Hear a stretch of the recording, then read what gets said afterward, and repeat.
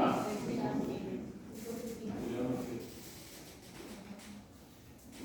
Cuando un paciente se desmaya, dicen, eleve el pie. ¿Por qué? Porque eso aumenta el retorno venoso, aumenta la cantidad de sangre en las cámaras derechas, luego se va al pulmón con las venas pulmonares, la auricular izquierda, ventrículo izquierdo, y así aumenta la cantidad de sangre que va a llegar. ¿Ok? El ecobiotino. Ahora, patológico.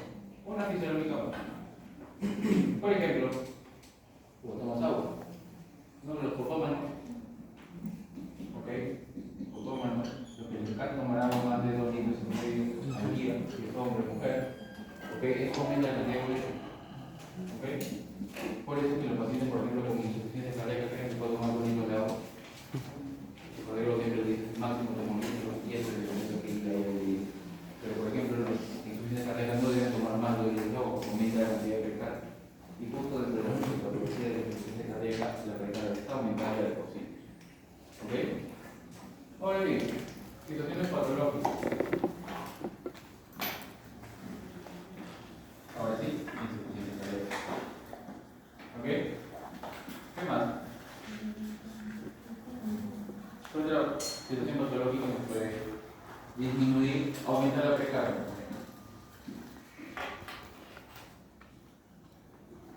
Acuérdense de la anatomía de persona. Tienes válvulas. ¿Sería estenosis o insuficiencia? Tiene que ser insuficiente porque en la sístole inyectas la sangre, pero si inyectas, cuando inyectas la sangre, se tiene que cerrar la válvula para que no regrese. Si la válvula es insuficiente, regresa sangre. Por lo tanto, en las insuficiencias aórticas o mitrales hay aumento de carga. ¿Ok? Muy bien, ahora hablemos de fármacos. Y usualmente toda la farmacología, o casi toda la farmacología cardíaca está involucrada en la precarga, porque les dije que la precarga tiene que ver con el volumen y el volumen tiene que ver con la diástole. La diástole es, desde el ciclo cardíaco, la fase que más toma tiempo. ¿Okay? 2/3 del ciclo cardíaco es diástole y 1/3 del ciclo cardíaco es la sístole. Muy bien, entonces, fármacos que aumentan la precarga. ¿Algunos? Esa es otra pregunta capciosa que hacemos seguro. Así como a algunos les pregunté cuánto es el tiempo de respiración de la plaqueta, me dijeron 7 días. Porque la plaqueta no se respira lo mismo. Fármacos que aumenten la precarga de por sí, salvo que ni siquiera fisiológicamente acá tenemos que no es un fármaco, por ejemplo, la aldosterona. La aldosterona dentro de la síntesis o del sistema termina en angiotensina aldosterona. La aldosterona que reabsorbe sodio de potasio, o reabsorbe sodio para la agua. No es un fármaco de por sí, por eso existen fármacos que antagonizan ese efecto. Que lo sabemos. Ok, ahora sí, veamos situaciones que disminuyen la precarga. Por ejemplo, fisiológico.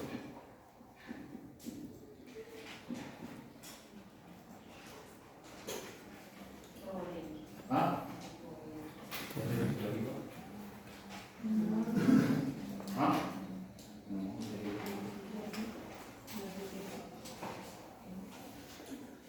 Cuando duermo. Cuando duermo. Alguien duerme hipertenso. Todo reduce. Cuando duermo. ¿Ok? Situaciones patológicas, ahora sí. La hipovolemia, sea por pérdida de agua, O sangre, pero no. o sangre. Ok. Fármaco. Ahora sí. Aquí casi toda la farmacología, como les puedo decir, disminuye la precarga. Casi todos. ¿Qué fármacos disminuyen la precarga? Los dietas. ¿Ok? Inhibidores de enzimas convertidoras de angiotensina. Este es el sistema renina-angiotensina aldosterona. La enzima convertidora de angiotensina, ECA, está en el pulmón. La regulación de la presión arterial sucede de 2 formas: la parte rápida y la parte lenta. La parte rápida es por el reflejo al receptor. Tenemos receptores en el seno carotídeo, un nervio córtico, que por el glosofaringio o el vago van al Y la respuesta diferente es a través del simpático o del parasimpático. ¿Ok? Como estuviste aquí en tu examen el número 1, tu reflejo barométrico estuvo supermente alterado porque evidentemente estaba frente a un estrés, presentación de estrés. ¿Ok? Entonces, los IECA, dentro de todo el sistema realmente inhiben la ECA. ¿Ok? Pero a nivel pulmonar, porque es una enzima que está lo sintetiza y va a ser endoteliales pulmonares. ¿Ok? ¿Qué es lo que hace esta enzima fisiológicamente? De angiotensinógeno. ¿Ok? ¿Qué es la enzima? La enzima por la angiotensina, ¿qué es? Okay. La enzima, ¿qué hace? No qué hace los IECA.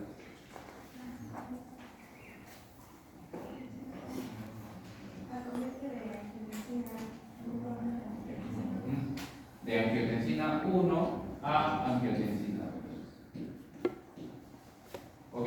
Esta angiotensina 2, chicos, tiene un sinnúmero de efectos fisiológicos.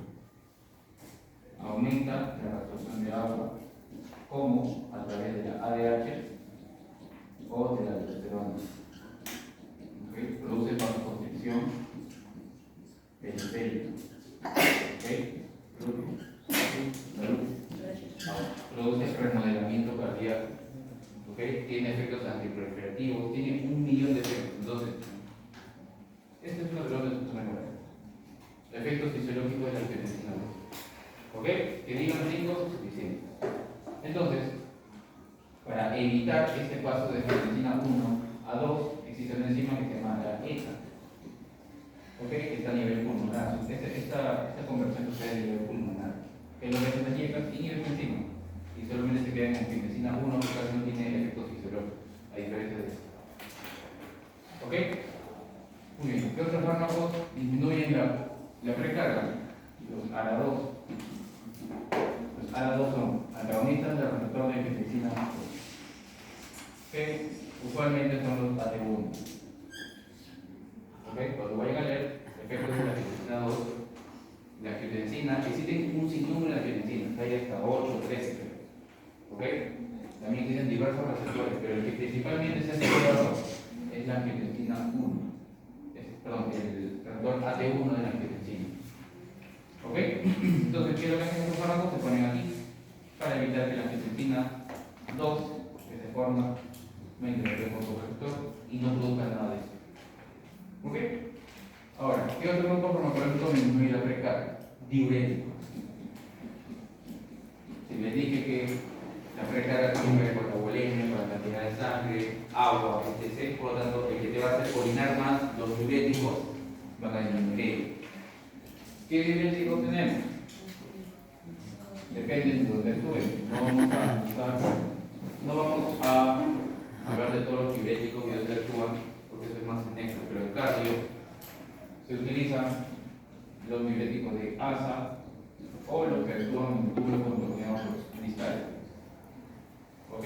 Porque la nefrona, ¿ok? La nefrona, como se estudia la nefrona, se divide por partes: túbulo contorneado proximal, asa de Henle, distal, túbulo colector. ¿Ok? Eso vamos a verlo más en nefro, ahorita no. Pero en cardio, los diuréticos de ASA se llaman, por ejemplo, furosemida, torasemida, etc. ¿Cuál es el mecanismo de acción? Inhiben la bomba sodio-potasio 2-cloro. ¿De dónde? De la porción gruesa de la asa de Henle. ¿Ok?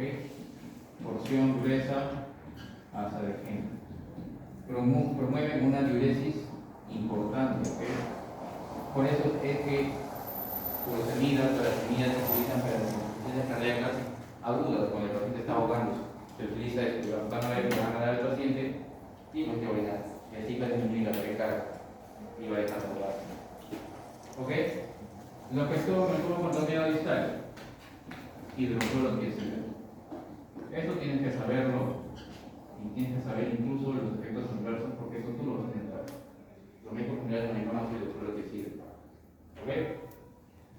La hidroclorotiazida, mecanismo de acción, es inhibe la bomba sodio-cloro a nivel del túbulo contorneado distal, lo que inhibe la reabsorción de sodio. Dije que el sodio es una fuerza osmótica que mete agua. Entonces,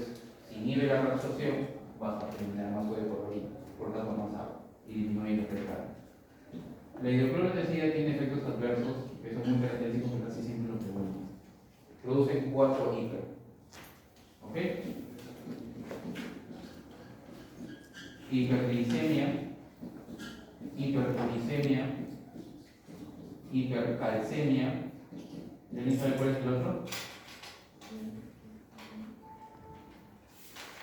Hiperglicemia, hipercalcemia, hiperglucemia, y el otro hiper es la hiperlipidemia. ¿Ok? Hiperlipidemia. Efectos adversos de la hidroclorotesina. Pregunta de examen oral o de examen escrito.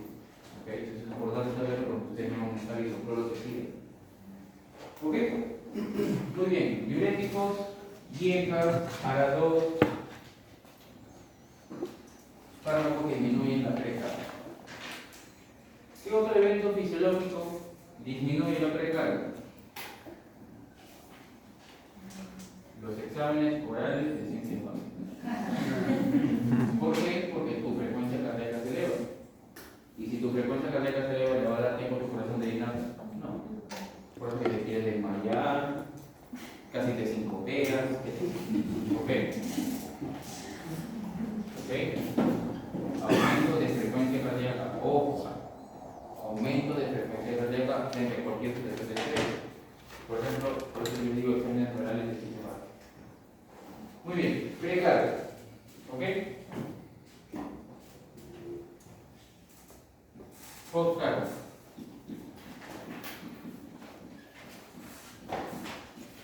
La postcarga, chicos, habíamos hablado la clase pasada. Y precarga tiene que ver con el volumen y la distensión del ventrículo para albergar toda esa cantidad de sangre que va a llegar. La postcarga tiene que ver con la fuerza a vencer del ventrículo para abrir la válvula aórtica. ¿Ok? Tensión, llámese o del vaso o del ventrículo. Muy bien, entonces van a existir situaciones que van a aumentar esa tensión o aumentar esa fuerza contractil, esa fuerza que tiene que hacer el ventrículo para vencer la válvula aórtica. Lo que aumentan postcarga, por ejemplo, hipertensión arterial, por ejemplo, la estenosis aórtica. Si las insuficiencias aumentaron la precarga porque retornaba más sangre después de cada ciclo de la estenosis aórtica, aumenta la postcarga. ¿Ok? Lo que disminuye postcarga. Aquí hay un fármaco que se llama hidralazina.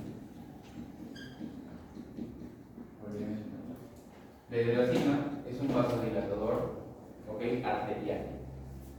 Más arterial que venoso. Acuérdense que la clase pasada yo les dije donde existe mayor cantidad de sangre en el cuerpo, en las venas, no en las arterias. ¿Okay? ¿Por qué? Por la diferencia en la cantidad de músculo de la túnica media. Las venas tienen menos músculo, por lo tanto son más insensibles, por lo tanto pueden albergar más sangre. En cambio, las arterias no. Las arterias tienen mayor músculo, por lo tanto menor capacidad de distenderse y albergar más sangre. ¿Ok? Olvidé mencionarles que lo que disminuye en la precarga hay un grupo morfológico importante. Los nitratos. ¿Ok? Los nitratos disminuyen la precarga, disminuyen la demanda de bombeo o de oxígeno al corazón. Esto es importante porque los nitratos es parte de la terapia inicial de los IMA. ¿Qué ejemplo de nitrato, por ejemplo? El dinitrato de isosorbide. ¿Cómo así? ¿Qué hace? ¿Qué mecanismo de acción hace? Para poder entender, ¿se acuerdan que existían factores antiagregantes y proagregantes en el nutriente? Existía un dioxano, ácido nítrico, prostacyclina, endotelina, etc. ¿Ok? Uno de ellos, este es un de los dos. ¿Ok? Tiene el óxido nítrico. El óxido nítrico fisiológicamente creo que hace vasodilatar y así inhibe la regla suprarrenal. ¿Ok? Pero, ¿qué es lo que hacen los nitratos? Juegan con este óxido nítrico. ¿Ok? ¿Cómo así? Para que se sintetice óxido nítrico necesitamos un precursor, un aminoácido precursor, que se llama arginina. Gracias a la enzima óxido nítrico sintasa, tienes óxido nítrico. Esto la memoria porque yo me acuerdo sintasa, óxido nítrico, síntesis de óxido nítrico, su propio nombre lo dice, óxido nítrico sintasa. ¿Ok? El óxido nítrico va a hacer vasodilatación a través de la estimulación de el grupo de enzimas, así como había aldilciclasa, ¿se acuerdan de prociclina? Ahora hay guanilato ciclasa, así se llama. ¿Qué hace este grupo enzimático de guanilato ciclasa? Lo que hacía es algo muy similar a la aldilciclasa. Del GTP pasaba a GMP cíclico. Y este es el que tiene efecto vasodilatador. Entonces, ¿qué es lo que hace? Los nitratos aumentan la actividad del GMP cíclico. De esta forma vasodilata. ¿Ok? ¿Cuál es la diferencia entre los nitratos y la hidralacina? Los nitratos producen mayor vasodilatación, pero venosa. ¿Ok? Venosa. En cambio, la hidralacina es más vasodilatación arterial. Este es el punto terapéutico de para que lo sepan. ¿Ok? Muy bien.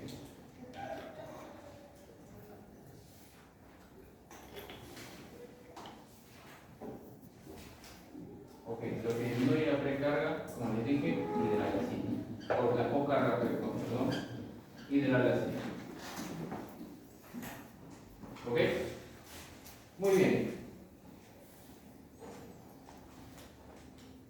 Ahora, contractilidad. Les había hablado en la clase pasada de la contractilidad. ¿Qué propiedad del corazón estaba involucrada en la contractilidad? El cronotropismo. Perdón, el inotropismo. ¿Ok? Inotropismo. ¿Cuál era el inverso del inotropismo? El luci. ¿Ok? Por el lucitropismo. ¿Ok? Entonces, aquí hay un fármaco que aumenta la contractilidad. Se llama los glucósidos cardíacos. ¿Ok? O digitales. Son lo mismo. ¿Ok? ¿Qué fármaco está acá? La glucosina. ¿Ok? La glucosina se da para múltiples cosas, pero principalmente para la insuficiencia cardíaca con fracción de eyección reducida. ¿Ok? También se da para arritmias. ¿Cuál es el mecanismo de acción de la digoxina? Inhibe a la bomba sodio, potasio, ATP. ¿Ok? En el cardiomyocito tenemos dos bombas, la sodio, potasio, ATPasa y la bomba sodio, calcio. Los dos están perfectamente reguladas para que favorezcan la contracción o inhiban la contracción. Entonces, si tú inhibes esta bomba, cuya función fisiológica es sacar el sodio del intra al extra, vas a tener más sodio gas dentro del cardiomyocito. Si tienes más sodio gas, la otra función fisiológica de esta bomba, ¿ok?, es meter sodio y sacar calcio. ¿Ok? Si tienes más sodio acá, producto de esa primera inhibición, ya no va a meter más sodio, porque ya tienes más sodio. Por lo tanto, ya no va a excretar más calcio. El calcio se queda acá, dentro de la célula. ¿Ok? Entonces, ¿qué es lo que va a pasar? El calcio, acuérdate que la contracción miocárdica está involucrada por tres, el productor del potencial de acción: sodio, potasio y calcio. El que favorece la contracción miocárdica porque se une a la vitamina C es el calcio. Entonces, de esta forma, aumenta la contractilidad porque hay más calcio para que se una a la vitamina C y se contrae más rápido, con mayor rapidez. ¿Ok? Muy bien, entonces ya sabemos las alteraciones que aumentan la contractilidad, aumentan por carga, precarga y todo ello. Ahora sí, vayamos a nuestro gráfico, porque de acá vamos a ver, por ejemplo, ¿cuál les podemos preguntar? Dibújame un gráfico de cuando un paciente utiliza líquidos o de cuando un paciente utiliza nitrato. Y tú tienes que saber que por concepto el nitrato disminuye precarga, disminuye volumen y va a generar un gráfico diferente a este. ¿Por qué? Porque este gráfico es el fisiológico, que es nuestro gráfico izquierdo. Este gráfico principalmente es el gráfico izquierdo, no principalmente. es el ventrículo izquierdo. El ventrículo izquierdo entiéndase que funciona de la misma manera que el ventrículo derecho. Los dos son maneras sincrónicas, pero el que más se estudia es el ventrículo izquierdo, porque cuando este falla hay repercusión sistémica. Cuando falla el ventrículo derecho, la mayoría de las cosas, la mayoría de las veces, es porque primero falla el ventrículo izquierdo y como consecuencia de eso falla el ventrículo derecho. ¿Ok? Muy bien. Ahora, fisiológicamente o normalmente, como yo les enseño esto, divídanlo. ¿Ok? Todo esto representa un ciclo cardíaco, por el caso. ¿Ok? Tracen la línea, divídanlo en dos. Diástole hacia abajo, ¿ok? Y sístole hacia arriba. ¿Por qué? Todo esto, del punto A al punto B, es la fase de llenado. Del punto D al punto A es la relajación y su volumen. Y sorpresa, la fase de las diástoles es la fase de llenado y la relajación y su volumen. ¿Ok? Entonces, diástole, relajación, isovolumétrica y llenado.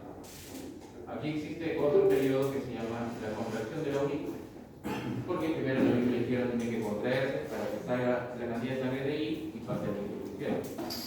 ¿Ok? Entonces, esas son las tres fases de la diástole auricular. ¿Ok?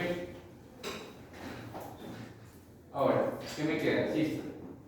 La sístole tiene dos fases: contracción isovolumétrica, y luego de que se contrae, tener la fuerza máxima, necesita eyectar esa sangre para que vaya por el cuerpo.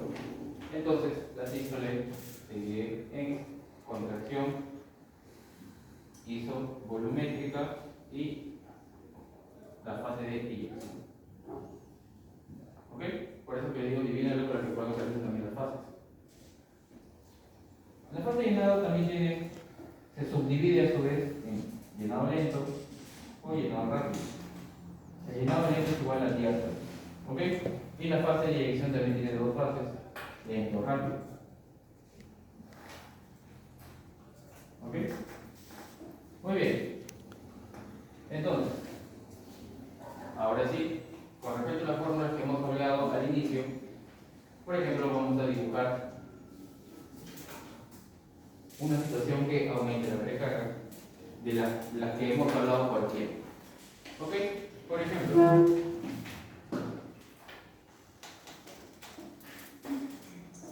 la infusión de suero salino isotónico, ¿no? Yo sé que esto va a aumentar la precarga. Estamos poniendo como ejemplo el dar suero al 0,9%. ¿Ok? ¿Qué es lo que vas a hacer? Dibujas tu plano cartesiano. ¿Ok? Primero dibujas tu gráfica normal. Sabes que el volumen del sistólico es el punto A. El punto B que era volumen del diastólico. El punto C era la apertura de la válvula aórtica. El punto D era el cierre de la válvula aórtica, porque aquí está inyectándose la sangre. ¿Ok? Dibujas lo normal. ¿Ok? Ahora, te estoy dando una situación que aumenta la precarga de todas las que hemos mencionado, por ejemplo, darle una sueroterapia a cualquier paciente. ¿Ok? ¿Qué es lo que sucedería entonces en la nueva curva? ¿Cómo sería la curva de darle a un paciente con aumentar o con darle el suero isotónico? Cuando ustedes van a escuchar precarga, tienen que tener en mente inmediatamente cambios en el volumen del diastólico. Porque el volumen del diastólico es el volumen al final de la diástole. ¿Ok? Cuando escuchen cambios en la postcarga, es igual a cambios en el volumen telesistólico. ¿Ok? Porque postcarga es sístole y precarga es diástole. ¿Ok? Muy bien. Entonces, el que se va a modificar principalmente es el volumen telediastólico. ¿Ok? Si te estoy aumentando la precarga, el volumen telediastólico obviamente va a aumentar. ¿Por qué? Porque si estás dándole más volumen o más volemia a este paciente, producto del cloruro de sodio 9 por mil, ¿ok? Va a retornar mayor cantidad de sangre al corazón. Entonces, ¿dónde dibujarías tu punto B, que es el volumen de esto? ¿Más hacia la izquierda o más hacia la derecha? Hacia la derecha. ¿Ok? Por aquí. Volumen del diastólico nuevo. ¿Por qué más hacia la derecha? Acuérdense que en kinder nos enseñaron que esto vale 0. Y el plano cartesiano es de 0 hacia el infinito. ¿Ok? Entonces, ¿cuál es el número? 1, 2, 3, 4, 5, 6, 7. Entonces, 7 cae en tu volumen telediastólico, pero fisiológico, el gráfico azul. Tu nuevo volumen telediastólico va a caer en 8, porque tú sabes que por concepto, los aumentos de la precarga van a aumentar el volumen telediastólico. ¿Ok? Entonces, ¿cuál sería tu nueva curva? ¿Se modificaría el volumen telesistólico? No, porque no se está modificando la poscarga, solo la precarga. Entonces dibujas en el mismo punto, ¿ok? El volumen telesistólico. Muy bien, entonces simple y sencillamente unes líneas. Ya sabes que la fase de llenado está incrementándose porque aumenta la cantidad de sangre. La cantidad de sangre por el ingreso lateral. Todo lo demás no se va a ver modificado, pero tu nueva curva va a ser así. ¿Ok? Porque si esto es el volumen sistólico de tu curva fisiológica, mira la nueva curva, el nuevo volumen sistólico. ¿Ok? Muy bien. Ahora,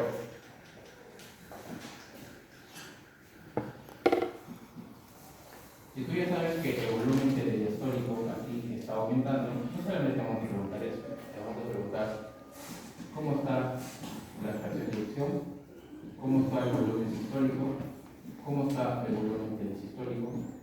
¿Ok? Te vamos a preguntar la manera. ¿Qué forma sencilla hay de saber esto? ¿Okay? Esto no es memoria, ahorita vamos a ver por qué. El truco para poder acordarse de esto, ¿ok? Que de manera fisiológica, si tú sabes que el volumen sistólico es igual al telediastólico menos el telesistólico, si no entiendes números, no entiendes letras, porque por ejemplo eso parece el curso de lógica del cole, x más y, x menos y, eso que nunca entendimos, ¿ok? Ponle números. Ponle por ejemplo el volumen sistólico, fisiológico, o estoy hablando fisiológicamente, ponle 5. Al volumen telediastólico ponle 8 y al volumen telesistólico ponle 3. ¿Por qué no le puedes poner el 8 al volumen telesistólico? Porque sabes que la fase más prolongada de la diástole, la fase más prolongada del ciclo cardíaco es la diástole. Por eso le estoy colocando 8 al volumen telediastólico, que eso tiene que ver con la diástole, y 3 con el sístole. ¿Ok? Entonces tu volumen sistólico sería 5. ¿Sí? Esto es en mi corazón normal. ¿Ok? En la curva de color azul. Corazón normal. Ahora, ¿cómo estaría la fracción de eyección en tu corazón normal? Dijimos que la fracción de eyección es el volumen sistólico sobre el telesistólico. ¿Ok? Sería sistólico 5 menos el volumen del diastólico, 8. 5 entre 8, ¿cuánto es? ¿Quién me ayuda? Creo que es 0.4. ¿No? 0.4. 5 entre 8, 0.62, ¿no? 0.62. Yo te dije que la fracción de eyección en la clase pasada nunca se da en números, sino se da en porcentaje, es una fracción. Lo multiplicas por 100. Entonces, 62%. Y esto es mayor a la fracción de eyección normal, porque la fracción de eyección normal es mayor a 55. ¿Ok? Estamos hablando fisiológicamente. Muy bien, entonces hagamos lo mismo, pero con el cambio, con la nueva curva. ¿Ok? Entonces, mira dónde está el volumen telediastólico. 7, ¿no? Fisiológicamente.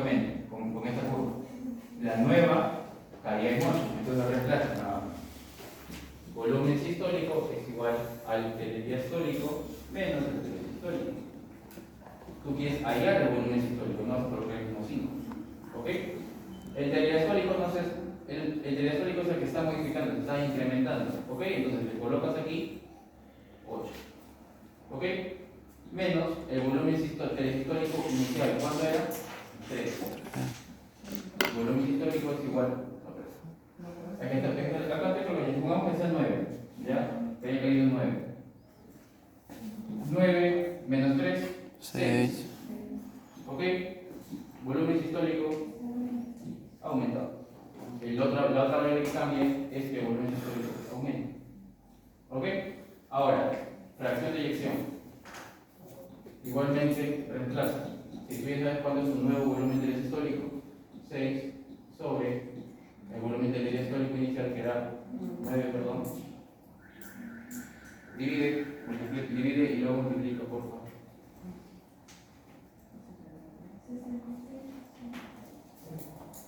66%. Compáralo con 62.5 que salía fracción de eyección a 1. Y así puedes hacerlo con cualquier número. Pero no te vayas a complicar, no colocar de 100, porque sería más difícil reemplazarlo. Entonces yo ya sé que cuando aumenta el volumen del histórico, cuando hay situaciones que aumenten la precarga, el volumen del histórico está aumentado, la fracción de eyección aumentada, el volumen histórico aumentado, ¿ok? Pero el telestórico sí que no cambia, está normal. ¿Ok? Entonces, así no es que aprendas de memoria las cuatro variables. Mira, tómale foto mental a la precarga, aumento de precarga, ¿ok? Porque después vamos a comparar con los gráficos que verdaderamente están hechos y son más bonitos, ¿ok? Vehículo o en el vaso sanguíneo, ¿ok? Entonces, igualmente, haces tu plano cartesiano, ¿ok? Punto A, volumen telesistólico. Punto B, volumen telesistólico. ¿Ok? Punto C, apertura de la válvula óptica. Punto D, cierre de la válvula óptica. ¿Ok? Y trazas tu gráfico normal. ¿Ok? Ahora, estamos poniéndonos en la situación de que aumenta la precarga. Por ejemplo, elijamos a aquel paciente con estenosis aórtica. Entonces, cuando yo te dije que cuando está afectado la postcarga tienes que pensar inmediatamente en volumen telesistólico, ¿no? Entonces, si tú a un paciente, tú tienes una estenosis aórtica y sabes que el volumen telesistólico es el volumen que te queda en el ventrículo al final de la sístole, vas a tener más volumen telesistólico o menos volumen telesistólico. Si tienes una estenosis aórtica, Más. ¿vas a tener más o menos?